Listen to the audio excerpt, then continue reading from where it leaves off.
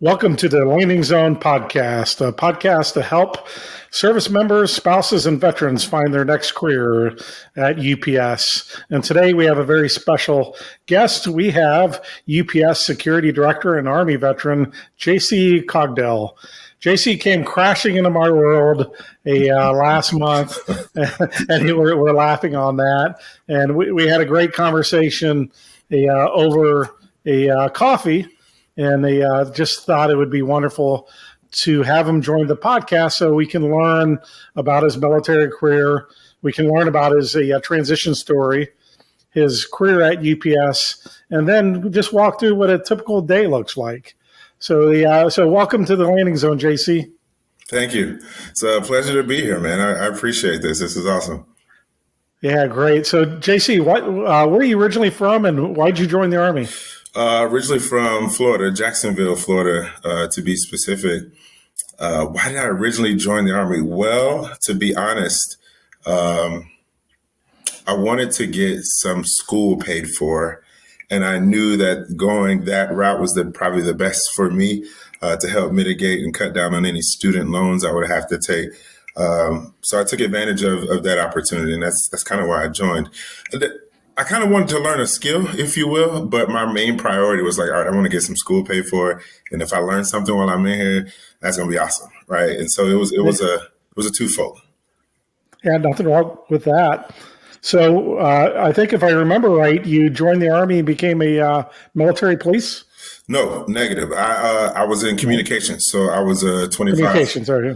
Fox became 25 November. I was in a network system operator, switch maintainer, so it was kind of like setting up node centers, if you will, for telecommunications within a certain area. Yeah, that's right. We mentioned that I was a previous first sergeant for communication squadron at my career. So wow, and where were you stationed at? So when I joined, I was actually in the Army National Guard, and I joined in Florida, and I ended up taking basic training at Fort Sill out in Oklahoma for a minute, and then I was stationed in Augusta, Georgia, at Fort Gordon. Okay, yeah, I spent a lot of time at Fort Sill. I did 4 flight schools in Altus. This is how bad Altus Air Force Base was. We used to go to Fort Sill for fun. Man, out there it is hot and humid, I guess. It is. Yeah. Not a whole lot out there. So, how many years did you spend in the Guard? 6. 6? Yeah. And then you made the full transition into a civilian job? Yeah. I mean, was it easy? I don't know if you would say it was easy or if it was difficult, but yeah, it was. I knew that I wanted to get out at a certain point. Like I came in there with a mission. So when that time ran its course, I was already prepared, especially being in the Guard. It made it a little easy to transition back into the civilian life, if you will. So I didn't have any issues with that process. And you use that your GI Bill benefits, and tell me a little bit about the education you got. Yeah, well, I was working on my undergrad degree in criminal justice, as a matter of fact, from the University of North Florida, and I knew the student loan process was going to be a little extensive, not something I wanted to take on myself. So I was able to use the GI Bill and whatnot to fund a good portion of that. So that took care of any expenses related to tuition for a good portion of my degree. Yeah. Yeah, great. And have you gone back to school after your undergraduate? Yeah, I later went back and got my MBA from the University of Phoenix. So that was just maybe 2-3 years after I completed my undergrad in criminal justice. I went back and got my MBA from the University of Phoenix. Well, those are 3 very different things. So you started off in communications and IT, and then you got an undergraduate in criminal justice and an MBA. And then, if I remember right, so the job you had prior to UPS was you were working logistics? Yeah, so my UPS journey is a little interesting, Lord, if you will. So this is technically my second stint with UPS. So when I got out of high school, UPS to me was that part-time job that everyone got. Like, it's just a way to make some quick cash. It was a little bit of a workout. So I was with UPS for almost 12 years, working in the hub in the operation. And it was, Wow. and I had some concerns, like I wanted to really move up, and it was a little difficult in the environment. So similar to what LeBron James did, I took my talents elsewhere, and I kind of left the organization, and I went and joined a company called Granger, and I became a national account manager with Granger. I relocated from Florida to Kentucky and lived in Kentucky for almost 3.5 years. So I worked at Granger for almost 7 years before I came back to UPS. So now being back with UPS 6 years, and initially it was almost 12 years. So I got a good, 17, 18 years with the organization in total. Well, LeBron went back to Cleveland, so He did. it's okay for you to come back to UPS. So, Absolutely. When you came back to UPS, what role were you hired into? Man, I had to start from the bottom again. There was no, you didn't hold on to anything when you left, right? So I came back originally, and I was loading trucks again, and Wow. quickly got back into management. And I mean, here we are, almost 7 years later. Well, you've definitely paid your dividends. Holy cow, you've paid your dividends. Absolutely. But you've had a pretty meteoric ride. So what was your first job in security? I was a security investigator in Jacksonville, Florida, working in a hub, probably responsible for about 3 or 4 buildings, if you will, in the immediate area.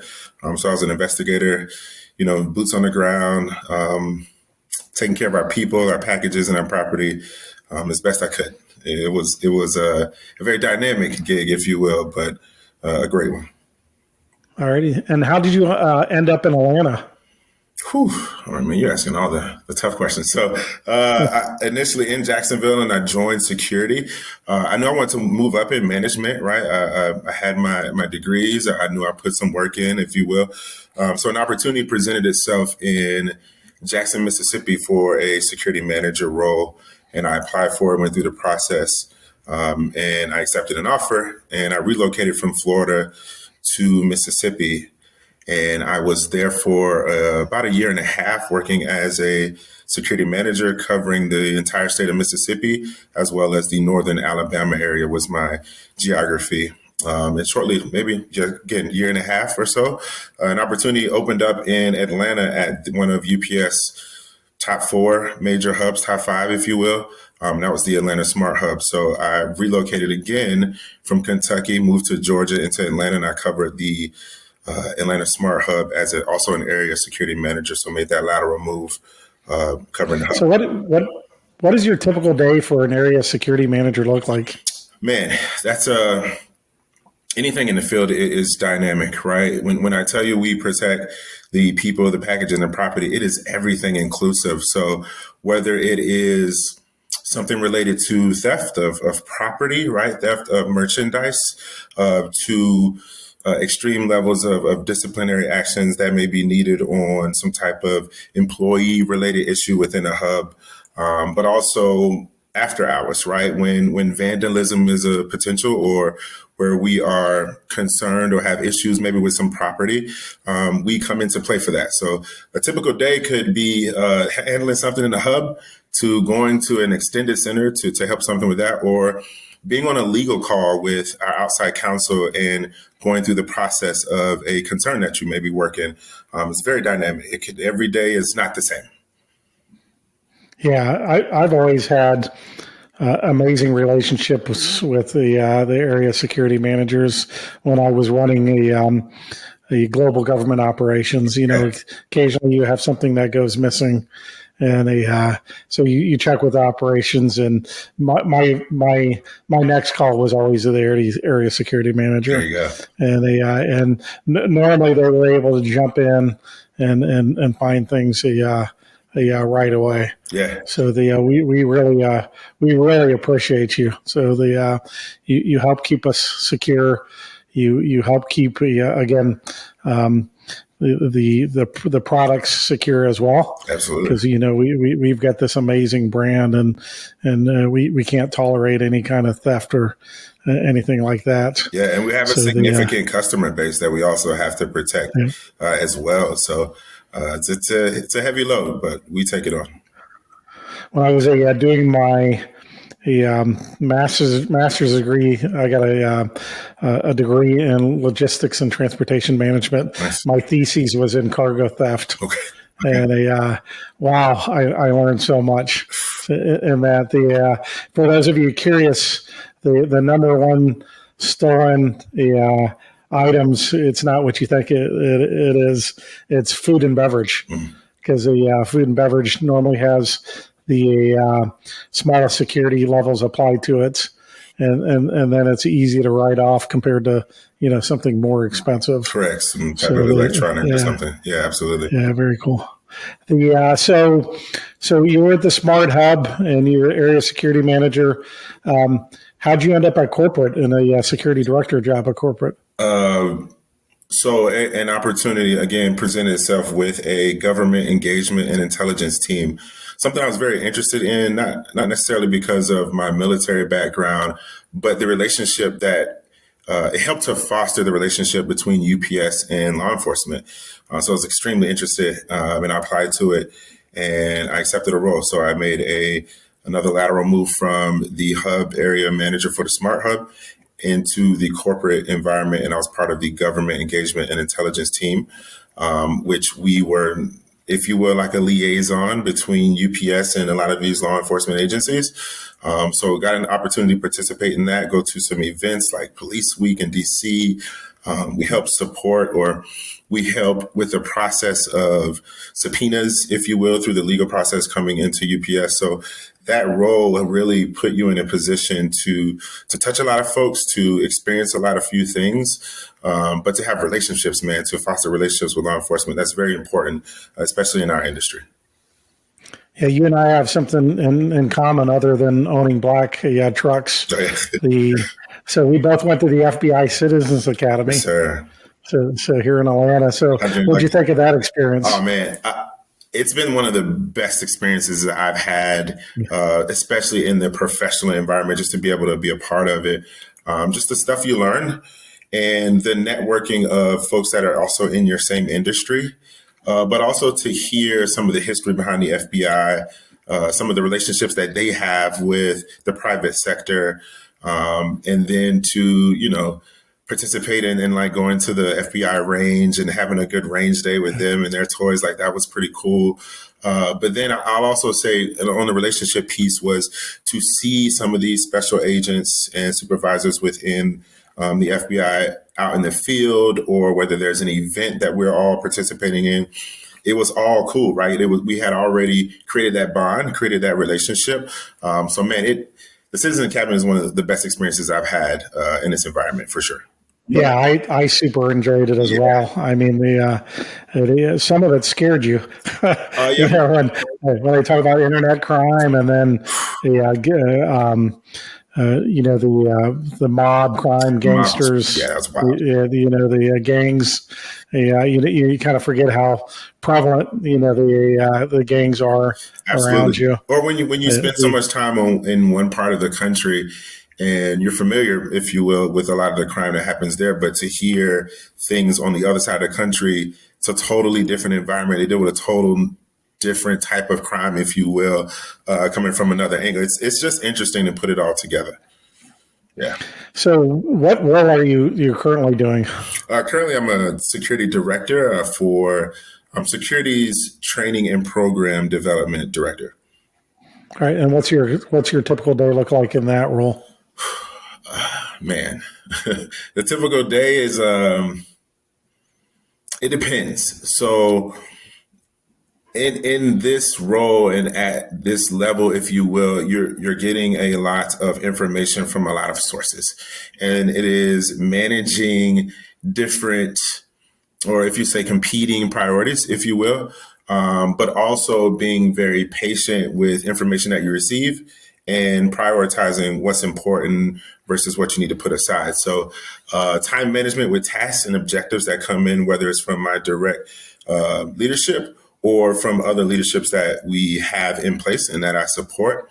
So it could be anything from supporting someone in the field with a training initiative that they want to get pushed, to managing certain processes or learning about certain technologies that our enterprise of UPS is working on, coming to or in the future, and being able to put something together and figure out how that makes sense for the security function.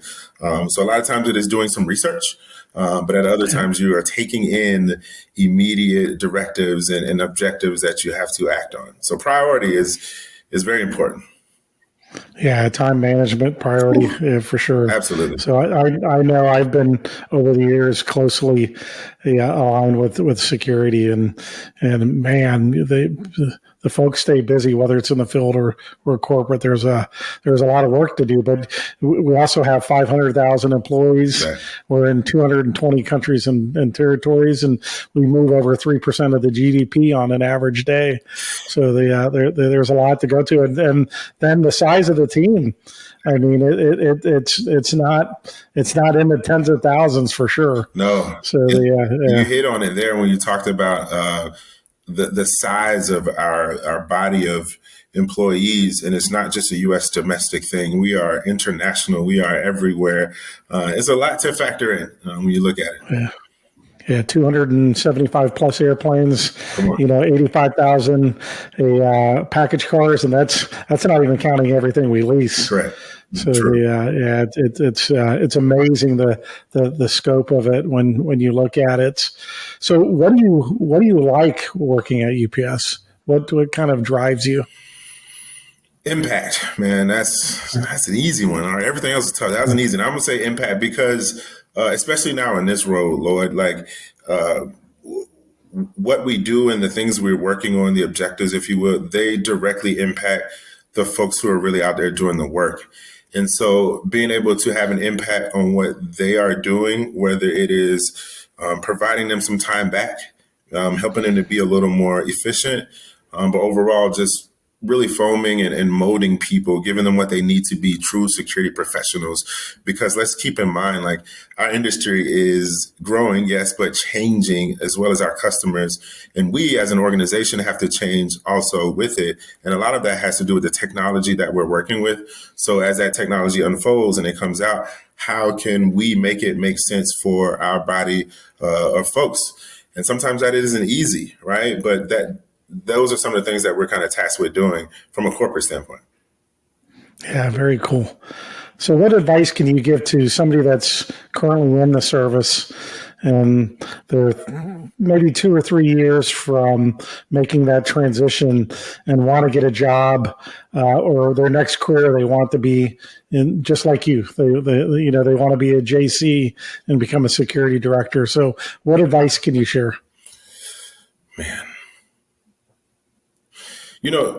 People will tell you, never give up on something and really stick with it. And while I do agree with that, I would challenge it a bit further and say, make sure you're doing something that you're passionate about. Because when you have that passion and it's really something that you deep down want to do, you will, in your times of or lack of motivation, you will trump that every time with dedication, right? When it's something that you are passionate about, it doesn't matter those days that you don't want to do it, those days that maybe it doesn't seem like it's going right for you because you're dedicated to something. And I tell people all the time, dedication trumps motivation any day of the week. You can be motivated today and you can just be hating things tomorrow, but your passion, your drive, your will for something will help you overcome. So while I do agree you don't give up on something, go where you feel like you should be. Work on the things that you feel like you should have. If there's an industry you want to be in, if there is a path that you think you should take, then study, then research, then focus on it. Then put yourself around people who are already doing it. You have to take yourself out of those comfort zones and you have to be comfortable being uncomfortable. That is that is the best advice you can give someone. You got to get out there and put feet to the pavement and make something happen. You really do have to be uncomfortable. So I challenge anyone in the military or about to get out soon to be passionate about it, be comfortable being uncomfortable, and see where that takes you. Well, JC, don't get a big head, but this is episode 31 of the Landing Zone podcast, and that's some of the best advice I've ever heard. Oh, man. So tremendous advice. So outstanding. So we're out of time, JC. So I know that went fast, but if anybody's interested in a career at UPS, definitely look me up on the LinkedIn. You can also touch base with our military recruiter, Eric Wazalowski, who's constantly on this podcast, and JC's also on LinkedIn. So would love to have you in I always say a brown uniform, but the UPS military, we go for black because we're cool. That's right. So we'd love to have you in a UPS uniform to join, to become one of the 19,000 veterans that work for UPS. So JC, any closing words? Stay true to who you are. Bring your authentic self to whatever it is you're doing. And don't give up on the things that you're passionate about. That's all I got. Thank you. I appreciate this time. Yeah, great. Awesome. And I'm going to close it like I always close it. Be safe, be kind, and be remarkable.